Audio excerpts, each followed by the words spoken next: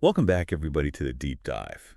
Today, we're going to kind of do something a little different. We're going way back in time. We're going to explore this really old text.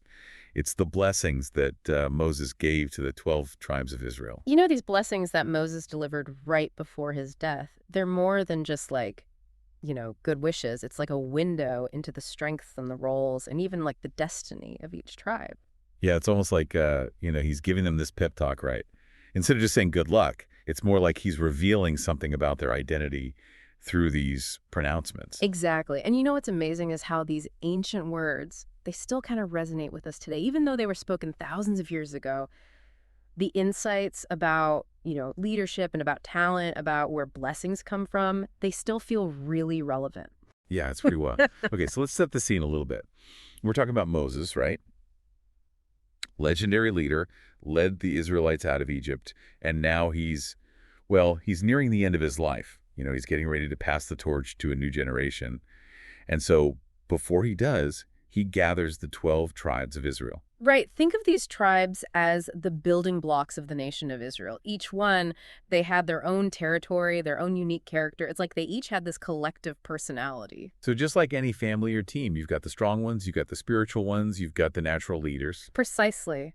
And at this crucial moment, Moses gives them these blessings, and each blessing is tailored to the specific tribe that he's talking to. They're not just like generic well wishes, they're full of these vivid metaphors and imagery. Let's give some examples. I mean, some of these are so vivid and poetic. Mhm. Take Reuben, the oldest son. He's blessed to survive and grow despite all these challenges.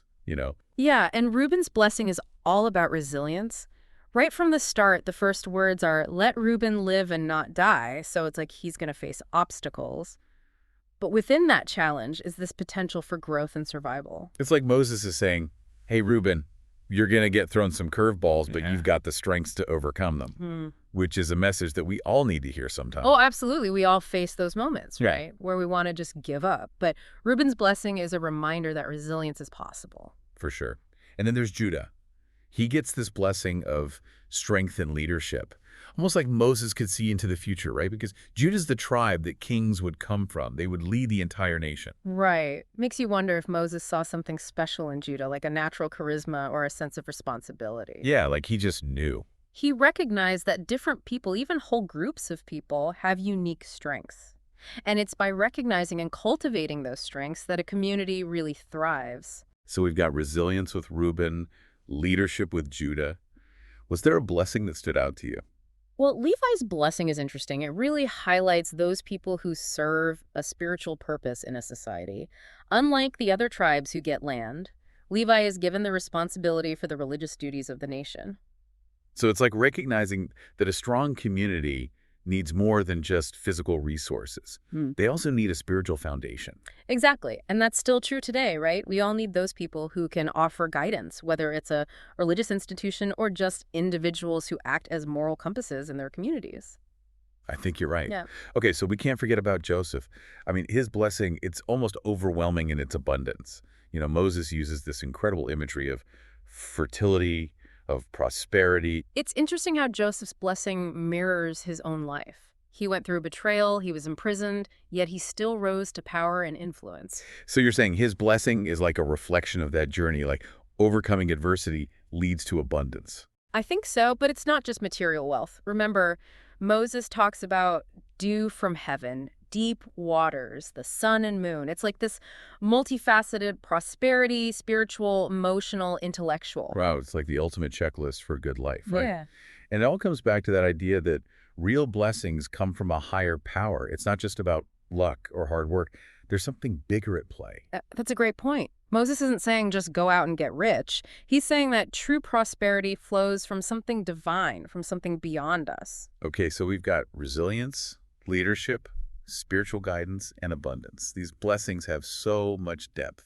And what's amazing is how relevant they still are. Regardless of whether you're religious or not, there's something very human about seeking guidance, meaning, something bigger than ourselves. So even in our modern world, we still have that longing for something more. Absolutely. And that's something we'll dig into as we keep going. But right now, I'm curious, what stands out to you the most? What resonates with you? Yeah, it's kind of crazy to think that these words were spoken so long ago, but they still, tap into something so fundamental about being human.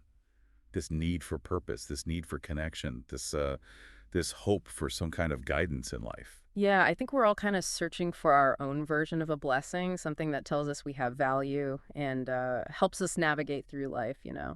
I agree. And did you notice how much Moses talks about gratitude? He keeps reminding the tribes of all the good things they've received, almost like a don't forget to be thankful kind of thing. That's a really important point. I mean, it's easy to get caught up in everything, always wanting more, and we forget about all the good stuff we already have. But these blessings are kind of like this reminder to just stop for a second, take a breath, and appreciate what we have. Yeah, it's like hitting the reset button in your brain, right? Hmm. Instead of focusing on what we don't have, we focus on what we do have. And that can make such a big difference. Definitely. There's a lot of research that shows how gratitude can really change things. Happier, less stress, even better relationships. It's like this secret weapon for a better life. Okay, so we've got resilience, leadership, spiritual guidance, abundance, and gratitude.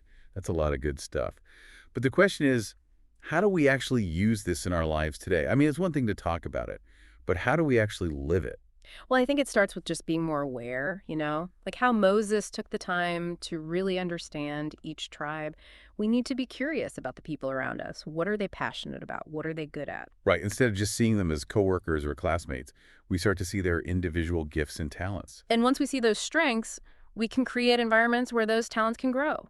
Give them tasks that fit their skills or let them share their unique abilities with the group. Or even just saying, hey, I appreciate what you bring to the table, recognizing how their talents make the team stronger. Exactly, because just like those 12 tribes, each with their own role, our communities need that diversity to thrive. It's all those individual pieces that create this amazing whole. It's funny how we started with ancient blessings, and now we're talking about teamwork and building strong communities. It's like these ideas are connected to everything. They really are. And maybe that's the biggest lesson here. Whether it's an ancient text or a modern problem, these principles, recognizing strengths, being grateful, seeking guidance, they're always going to be important. So if we were to get a blessing like the tribes, what qualities would we want to be recognized for? What kind of blessing would help us thrive and make a difference in our communities? That's a great question to think about. Maybe it's a blessing of creativity, so we can think outside the box and come up with new ideas. Or maybe it's a blessing of empathy, so we can connect with people on a deeper level. Or maybe, like Reuben, it's resilience, that strength to face challenges and come out even stronger. We all have these unique gifts inside us, and when we embrace those gifts in ourselves and in others, we open up so many possibilities. It's like we're all carrying a little bit of that ancient wisdom, just waiting to be discovered and shared. So as we wrap up, let's take a moment to think about our own blessings, those qualities that make us who we are and help us make a positive impact.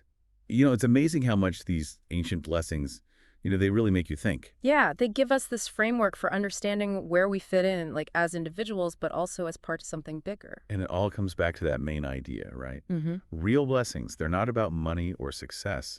It's about finding those strengths we have inside and using them to make a difference. It's like Moses saw that potential in each tribe, and we can learn to do the same, see the potential in ourselves and the people around us.